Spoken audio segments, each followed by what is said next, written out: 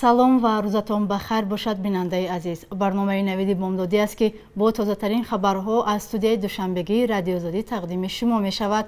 соат дар душанбе 11. нахуст нигоҳе мекунем ба сархати хабарҳои имрӯз 22 июл. санҷиши омодабошии артиши тоҷикистон дар саросари кишвар. беш аз 10 узви оилаи Эмомалӣ Раҳмон ба коронавирус мубтало шуданд. ва шарҳи раиси кумитаи замин дар бораи аломатгузории марз бо Қирғизистон ва Ӯзбекистон.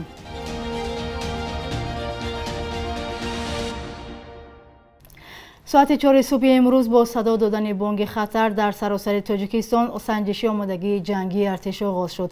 мақомот мегӯянд дар таърихи давлати тоҷикистон бори аввал аст ки дар саросари мамлакат санҷиши омодагии ҷангии қувваҳои мусаллаҳ, мақомоти ҳифзи ҳуқуқ ва ҳайати шахсии захираҳои сафарбарӣ таҳти унвони марз 2021 баргузор мешавад. субҳи имрӯз Эмомалӣ Раҳмон раиси ҷумҳурии тоҷикистон ба гвардияи миллӣ ва дар маросими гузашти низомӣ ширкат кард. бар асоси гузориши телевизионҳои давлатии тоҷикистон сарбозони қувваҳои мусаллаҳ дар чунин гузаштҳои низомӣ ширкат карданд.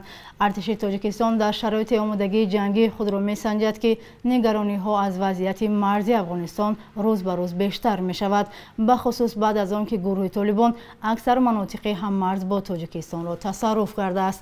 Эмомалӣ Раҳмон раиси ҷумҳурии Тоҷикистон рӯзи 20 июл бо ишора ба вазъи Афғонистон ва Тоҷикистон ба сарнавишти ин ҳамсоя кишвар гуфт бетафовут нестанд, вале Раҳмон гуфт Тоҷикистон артиши худро ҳаргиз бар зидди кишварҳои ҳамсоя истифода намебарад. Тоҷикистон 30 сол аст ки дар самти барқарор гардидани сулҳу оромӣ ва пешрафти иқтисодӣ ва иҷтимоӣ дар Афғонистон мусоидати беғаразона ва сайю талош карда истода аст ва омода аст ки ин корро минбаъд низ идома диҳад. бояд зикр кард ки дар санҷиши ҷангии артиш ба ҷуз аз сарбозони қувваҳои мусаллаҳ инчунин ҳайати захиравӣ ва намояндагони дигар сохторҳои қудратӣ ширкат доранд. давоми рӯз дар ин бора ба шумо иттилои бештар хоҳем дод. беш аз 10 нафар аз пайвандони Эмомалӣ Раҳмон президенти Тоҷикистон бо нишонаҳои бемории COVID-19 дар чанд шифохона бистарӣ шуданд. Қурбонбӣ Раҳмонова хоҳари 64-солаи ӯ рӯзи 20 июл аз ин беморӣ даргузашт. мақомот фавти ӯро тасдиқ карда, аммо сабаби маргашро нагуфтанд.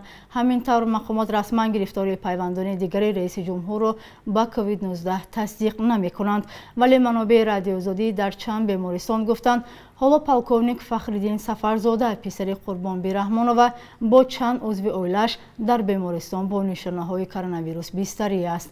ба иттилои манобеъ Шамсулло Соҳибов, яке аз домодҳои президенти Тоҷикистон низ 1 моҳ боз бо чунин нишона дар бемористон хобидааст. ҳамсӯҳбатони радиозодӣ гуфтанд ба камияш 2 духтари президент низ бемор буданд, вале дар шароити хона муолиҷа гирифтанд. аз духтарони президент ном бурда намешавад.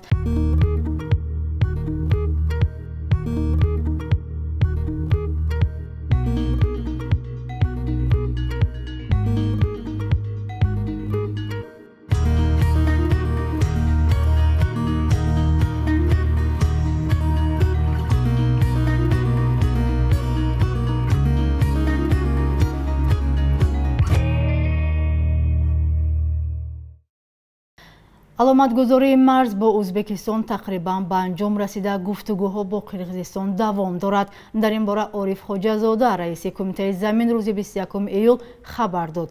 Хоҷазода дар нишаст хабарҳо дар бораи ивази замин бо Қирғизистонро беасос хонд. тафсилоти бештар дар гузориши Мулоҷа Абдюсуфӣ. مقامات تاجیک آن خبرها را که گویا میان تاجیکستان و قرقیزستان تبادل زمین صورت گرفته است رد کردند. این در حالی است که هر دو جانب پیشتر گفتند عوض کردن قطعه های زمین یکی از راه‌های اساسی حل مشکل مرزی بین آنهاست. کمیسی بین حکومتی در جمهوری قرقیزستان ولایت بادکان برگزار گردید و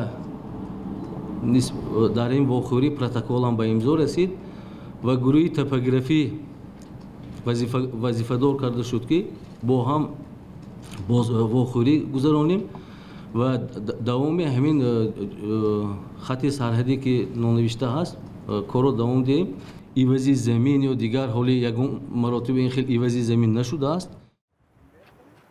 علامتگذاری مرز بعد از درگیری آخر ماه اپریل مسئله اساسی مناسبت‌های دوشنبه و بیشکک شده است. برای معین کردن مرز آنها چندین واخوری گذراندند ولی جزئیات این نشست‌ها را شرح نمی‌دهند. سازشنامه بین دو دولت باید راهبری گوییم که کمیسی بین دولتی باید جوابی یک و با موافقی یکدیگر معلومات پوره دقیق دیند. شما میتوانید رسانه‌های خبری از راهبرای اول در وقت ضروری معلومات دقیق خود را پیدا نمایید.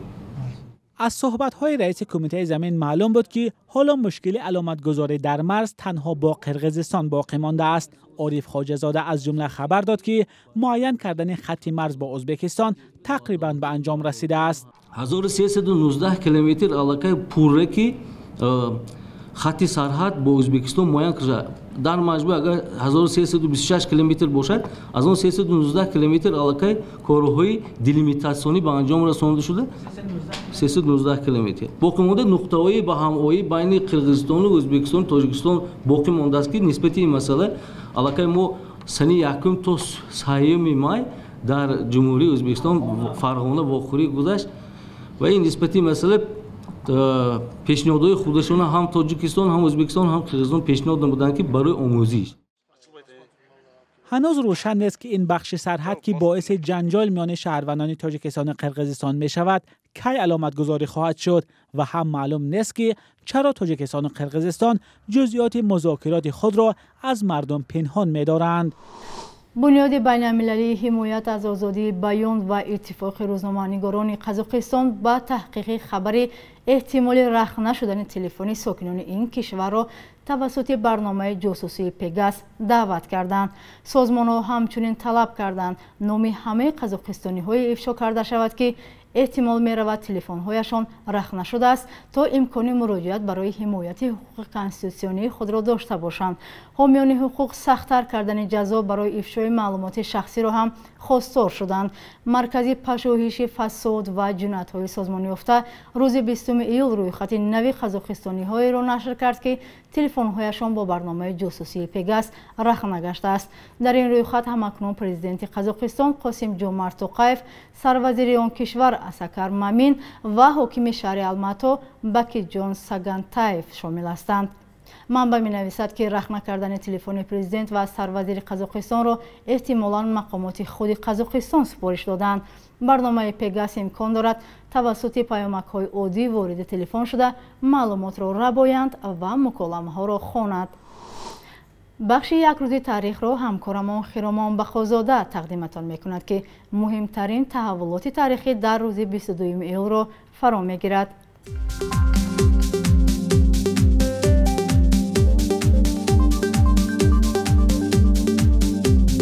22 ایول سال 2012 مقامات به تحقیق قتل گنرال عبدالله نظرов سرداری ریاست کمیته امنیتی ملی پرداختند که شب از آن پیش کشته شد. نیروهای نظامی از دوشنبه به خروق سفربر شده طلب کردند که فرماندهان صحرایی پیشین که در یک قطار جنایت‌ها از جمله قتل نظرов متهم می‌شدند به آنها سپرده شوند. خود این رهبران عملیات ویژه را نمایشی نیرو از طرف حکومت نامیدند. در عملیات خروق 23 نظامی و 21 شهروند ملکی کشته شد. 22 ایول سال 2018 دختر مهاجران تاجیک هویدا تلازاده 5 ساله در شهر سیرپو خوای روسیه تجاوز و بعداً کشته شد. قتل وحشیانه کودک مورد محکومیت مقامات و فعالان حقوق در روسیه و تاجیکستان گردید. تلاش‌های جزا دادن گمانبر اصلی کشتاری و الکساندر سیومین هنوز نتیجه نداده است. 22 ایول سال 1989 با تلاش‌های روشنفکران و فعالان دموکراتی در تاجیکستان شوروی زبان تاجیکی دولتی شد. تا سال 2009 این روز به حیث عید زبان تجلیل می‌شد، ولی پارلمان تاجیکستان 5 اکتبر سال 2009 طرح نوی قانونی زبان را تصویب و روز عید زبان را نیز به 5 اکتبر کوچاند. بانک ملی تاجیکستان ارزش سامانی را نسبت به اسعار خارجی برای امروز 22 ایول چنین اعلام کرده است.